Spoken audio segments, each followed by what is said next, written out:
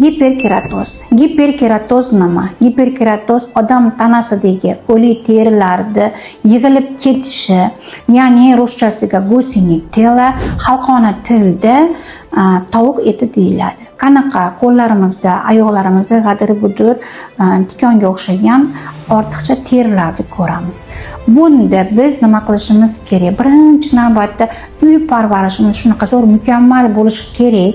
Dush olgan mahalimizda foydalanadigan narsamiz kesaklar borku, o'sha kesaklardan foydalanishimiz kerak.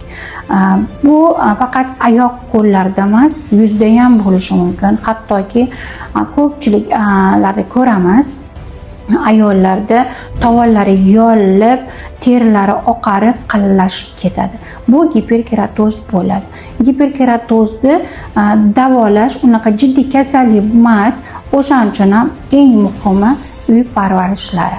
Agar sizda ham shunday muammolar qiynayotgan bo'lsa, bemalol bizga murojaat qiling. Bizda buni yechimi bor. Turli xil muolajalarimiz bor.